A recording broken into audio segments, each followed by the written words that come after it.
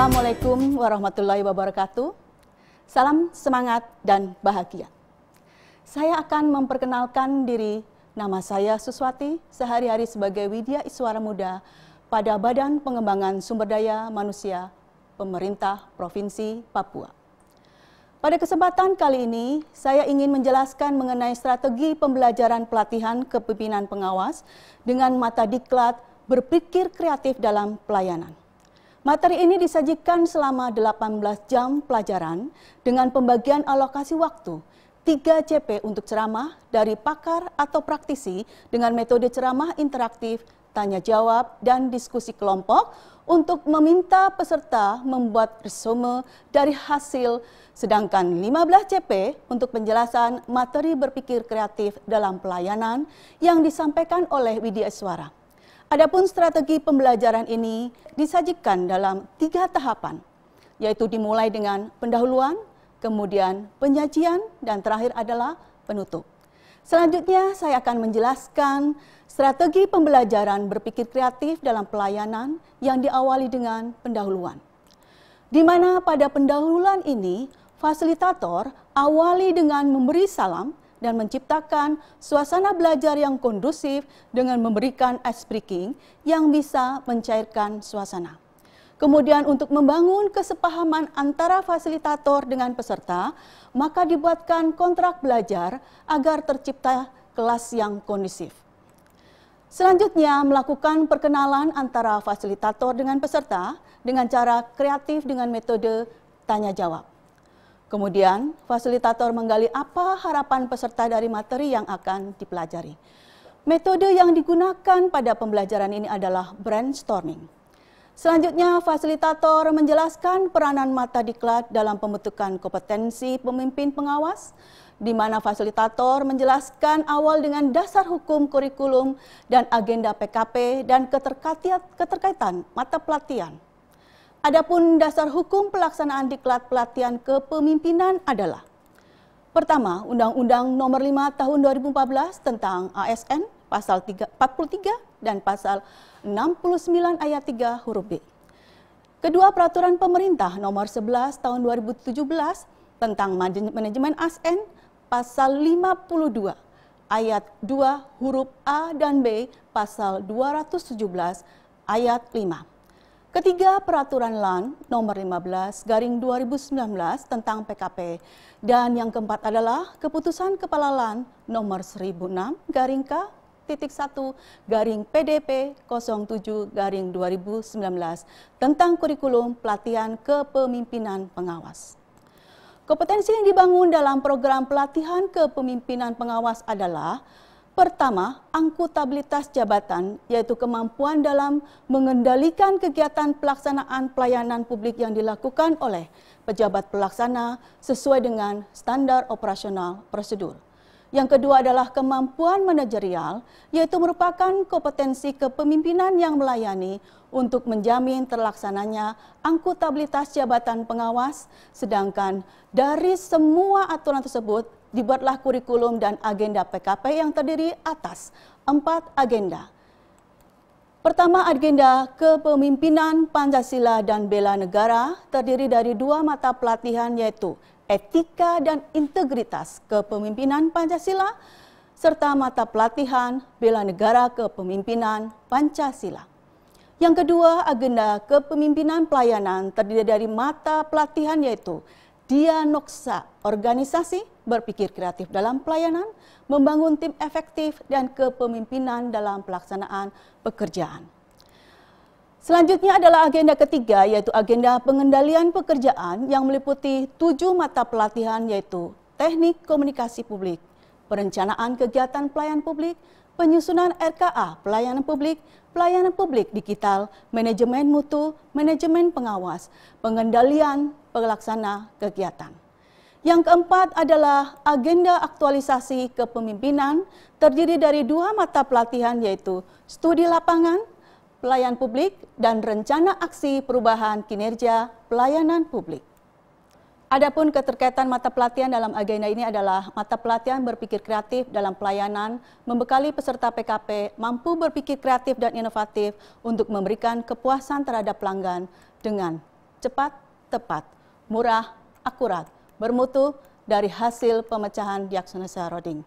Kemudian peserta harus bisa mengenali masalah gagasan serta memberdayakan dan membangun tim yang didukung komunikasi efektif dalam memimpin pengendalian pelayanan publik. Peserta perlu juga memiliki wawasan kebangsaan untuk bahwa dia menyadarkan bahwa dia bagian dari negara ini untuk kepentingan bangsa dan negara, serta memajukan unit organisasi yang pada akhirnya berkontribusi pada peningkatan kinerja organisasinya. Karena itu, agenda ini berkaitan erat dengan agenda kepemimpinan Pancasila dan bela negara yang terdiri dari agenda pengendalian pekerjaan, sedangkan deskripsi singkat dari mata pelatihan ini membekali peserta untuk memiliki kemampuan berpikir kreatif dan menerapkannya dalam melakukan inovasi pelayanan publik sesuai dengan lingkup pada unit organisasi di instansinya. Selanjutnya, hasil belajar yang ingin dicapai dari pembelajaran ini adalah diharapkan peserta pelatihan pada pelayanan ini mampu mengembangkan kemampuan dalam berpikir kreatif dalam pelayanan publik pada unit organisasi instansinya. Adapun indikator pembelajaran yang ingin dicapai dari pembelajaran ini adalah peserta diharapkan dapat menjelaskan kembali substansi ceramah berpikir kreatif dan inovatif dalam pelayanan. Kedua, mempraktekkan teknik-teknik berpikir kreatif dalam menghasilkan gagasan inovasi. Ketiga, menjelaskan konsep dasar inovasi dan strategi inovasi dalam pelayanan publik yang berperspektif KESI. Yang keempat, merancang implementasi strategi berpikir kreatif dan inovasi dalam pelayanan publik sesuai dengan tugas dan fungsi jabatannya. Selanjutnya, saya akan menjelaskan strategi pembelajaran pada tahapan kedua, yaitu tahapan penyajian. Di dalam penyajian berpikir kreatif, ada 4 pokok bahasan, yaitu pertama, berbicara tentang substansi berpikir kreatif dan inovasi pelayanan dengan alokasi waktu 3JP. Yang kedua adalah teknik berpikir kreatif. Yang ketiga adalah konsep dasar inovasi dan strategi inovasi dalam pelayanan publik yang perspektif KESI dengan alokasi waktu 4JP. Dan yang keempat adalah implementasi strategi berpikir kreatif dan inovasi dalam pelayanan publik dengan alokasi waktu adalah 3JP. Penyajian pertama, saya akan menjelaskan tentang substansi berpikir kreatif dan inovasi pelayanan.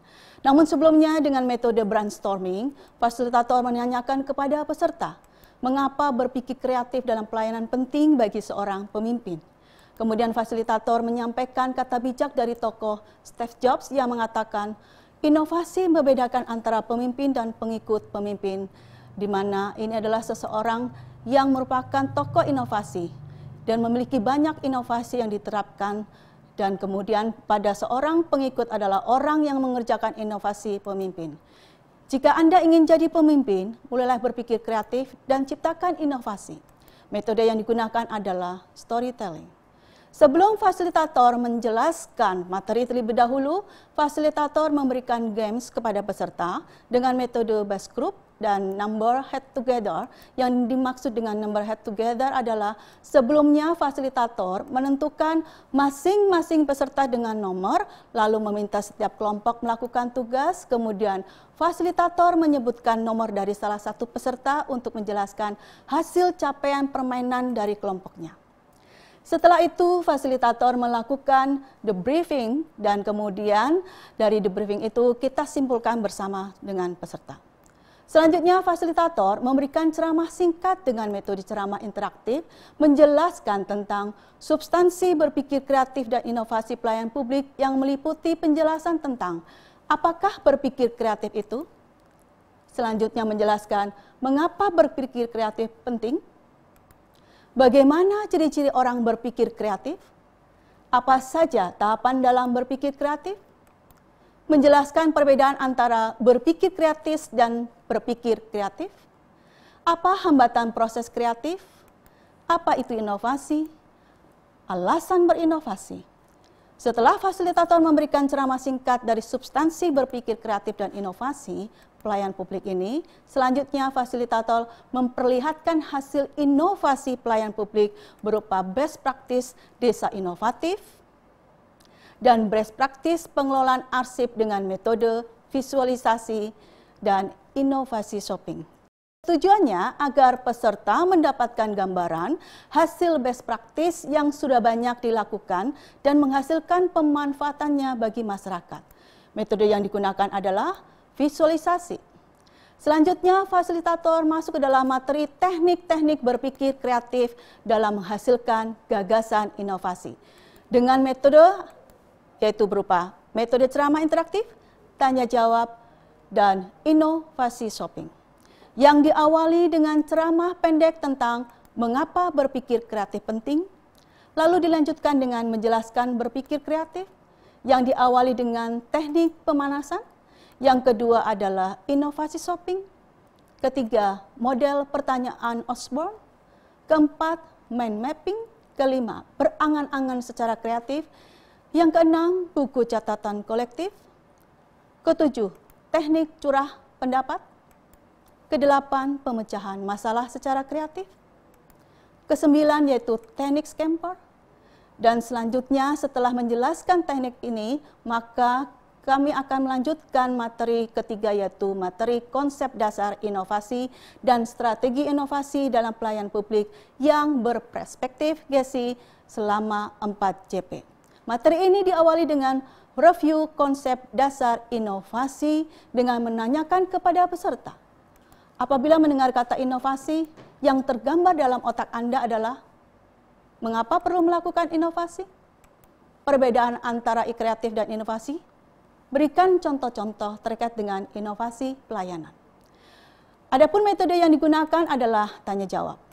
Setelah itu fasilitator memberikan ceramah singkat dengan metode ceramah interaktif dan visualisasi dengan menjelaskan tentang tipe inovasi, 8 jenis inovasi menurut PAN, kriteria inovasi, ketiga, kunci keberhasilan inovasi.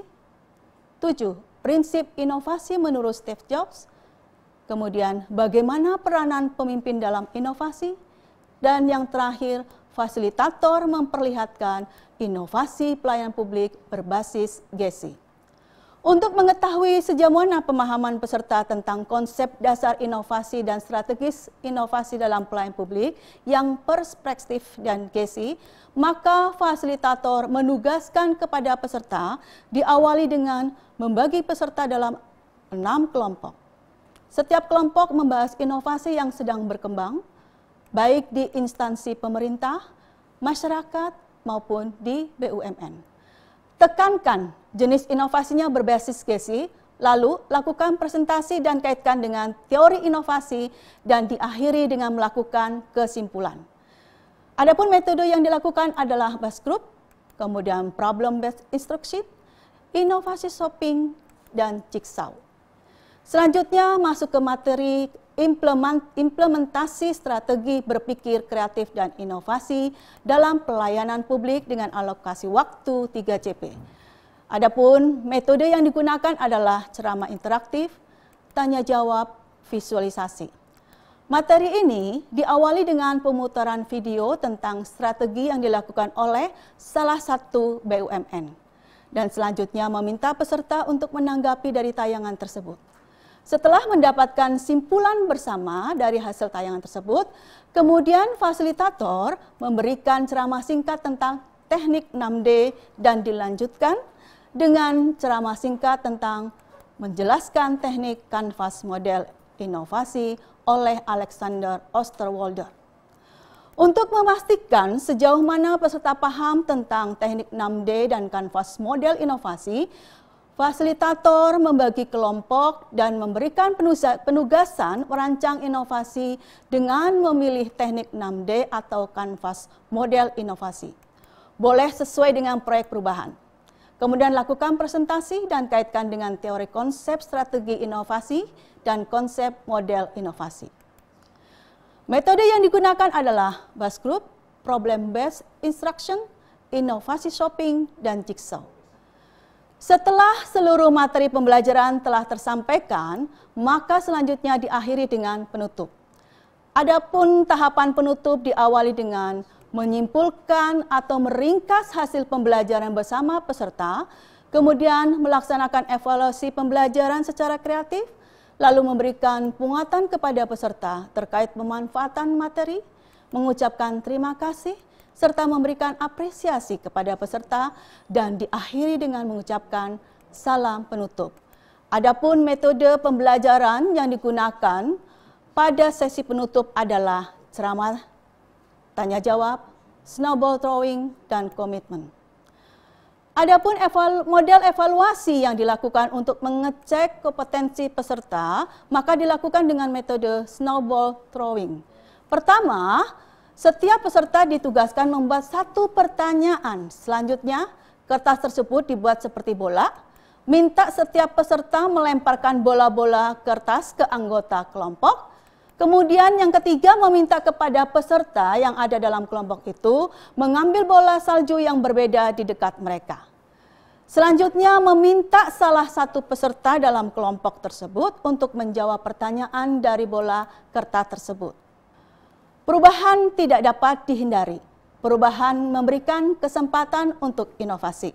Demikian tadi pemaparan strategi pembelajaran yang telah disampaikan oleh saya. Sampai di sini dulu. Sekian dan terima kasih. Saya Suswati. Wassalamualaikum warahmatullahi wabarakatuh.